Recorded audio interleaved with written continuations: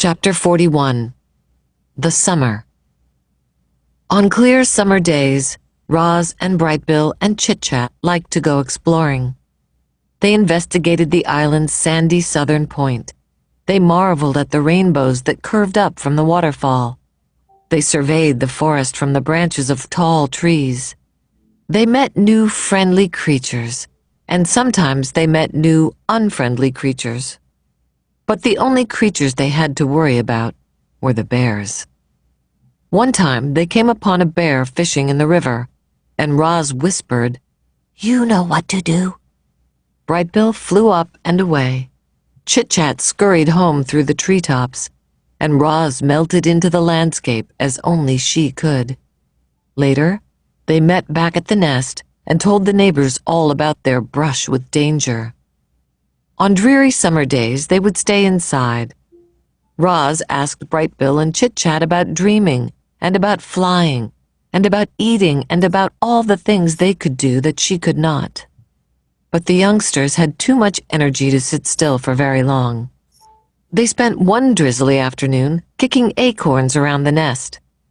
Chit-Chat piled them up, and then Brightbill swung his big foot and the acorns went flying. The little friends chased the acorns as they bounced and rolled and spun across the floor. Then they made a new pile and kicked them again. Sometimes an acorn would bounce off Roz's body. Clang! And everyone would laugh and giggle together. Even Roz laughed. "Ha ha ha," said the robot, trying to act natural. On clear summer evenings, they would sit outside and watch fireflies twinkling around the pond. Then they'd lie back and gaze up at the darkening sky. "That big circle is the moon," said Chit-Chat. "and those little lights are called stars. And one time I tried to count them all, but I can only count to 10, so I just kept counting to 10 over and over, and I have no idea how many stars there are, but I know it's more than 10. "They are not all stars," said Roz. "Some of them are planets." "What's a planet?" said Chit-Chat. "A planet is a celestial body orbiting a star." "What does celestial mean?" Celestial means something that is in outer space. "What's outer space?" Outer space is the universe outside the atmosphere of our planet. "What's the universe?" The universe is everything and everywhere.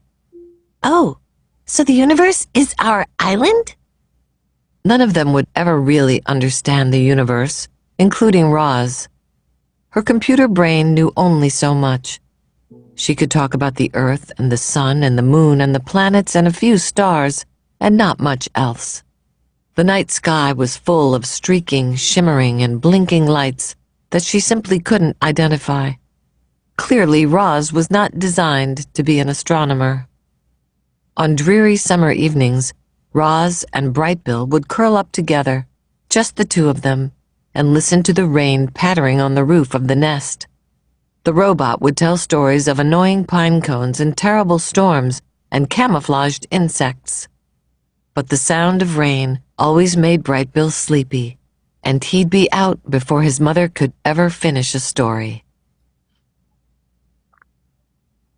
Chapter 42. The Strange Family. It was a sweltering afternoon, and the heat had put everyone in a bad mood. Roz was standing in the shade watching her son out on the water. The other Goslings were teasing him about something when they suddenly burst into laughter, and Brightbill turned and hurried home with a stormy expression on his face. He stomped into the garden and right past his mother without saying a word. "What is wrong, Brightbill?" said Roz as she followed her son into the nest. "Nothing," he squawked. "Leave me alone." "Tell me what is wrong." "I don't want to talk about it." "Maybe I can help." "Mama, the other Goslings were making fun of me." "What did they say?" "They called you a monster, and then laughed at me for having a monster mother." "They should know by now that I am not a monster. Would you like me to talk to them?" "No, don't do that. That'll just make things worse." The robot sat next to her son. Mama, I know you're a robot, but I don't understand what a robot is. A robot is a machine. I was not born. I was built. Who built you? I do not know. I do not remember being built.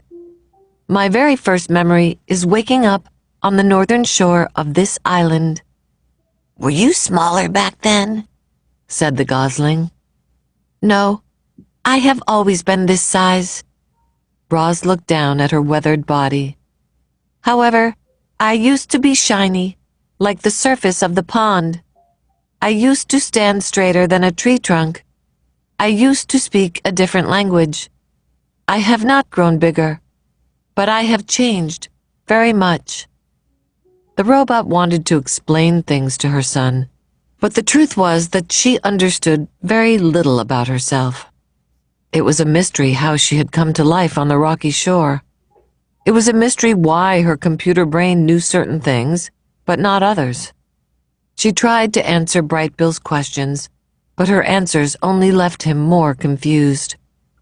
What do you mean you're not alive? Squawked Bright Bill. It is true, said Roz. I am not an animal. I do not eat or breathe. I am not alive. You move and talk and think, Mama. You're definitely alive. It was impossible for such a young goose to understand technical things like computer brains and batteries and machines.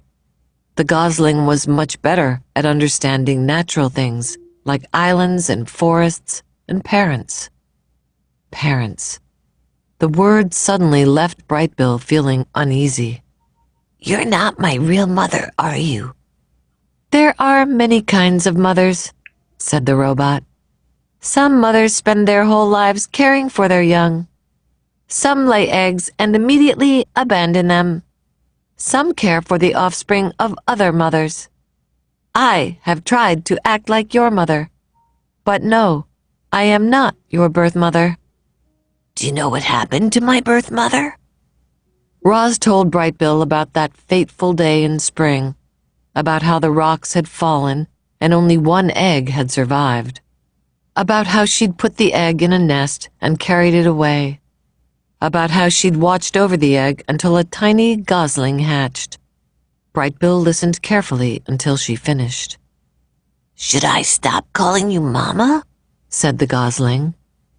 I will still act like your mother, no matter what you call me, said the robot. I think I'll keep calling you Mama.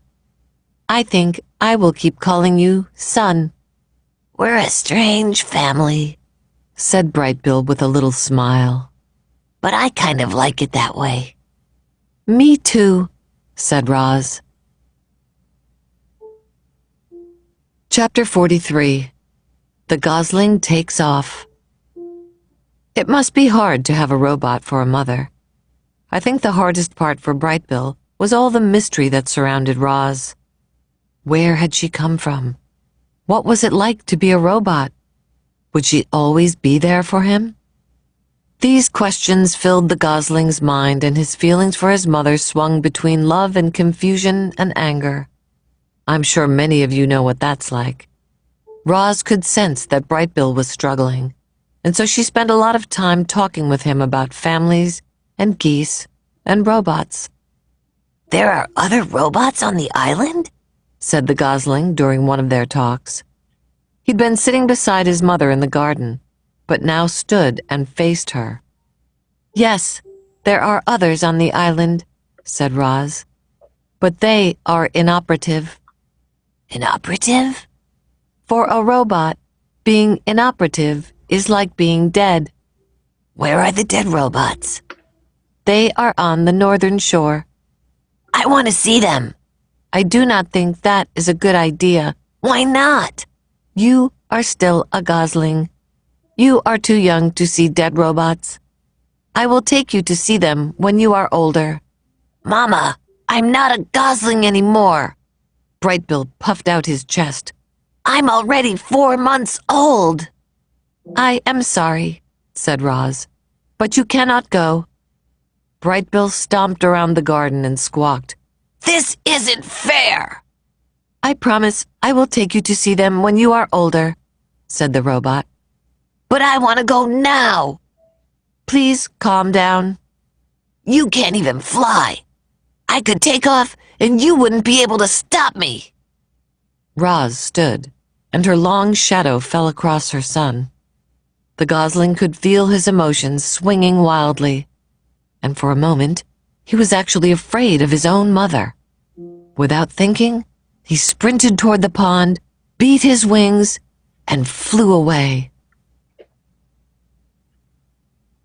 Chapter 44. The Runaway. Your son will be fine, said Loudwing. You know how they are at this age. I do not know, said Roz. Please tell me how they are at this age. Oh, right. Well, Brightbill is growing up fast. It's only natural for adolescent goslings to be a little moody. He just needs to be alone for a while. You've raised a wonderful son. I know he'll come home soon. Try not to worry. But Roz did worry. At least she worried as much as a robot is capable of worrying. Brightbill had never run away, or flown away, and suddenly Roz was computing all the things that could go wrong. A violent storm, a broken wing, a predator. She had to find her son before something bad happened. There was only one place Brightbill could have gone: the robot gravesite. So Roz galloped northward. She leaped over rocks and ducked under branches and charged through meadows without ever slowing her pace. She raced all the way across the island until she finally stepped onto the sea cliffs above the gravesite. And there was Brightbill, perched on the edge, looking at the robot parts scattered on the shore below. His eyes were wet. Don't be angry, he said as his mother walked over. I am not angry, but you should not have flown off like that. You could have gotten hurt, or worse. I was worried sick. I'm sorry, Mama.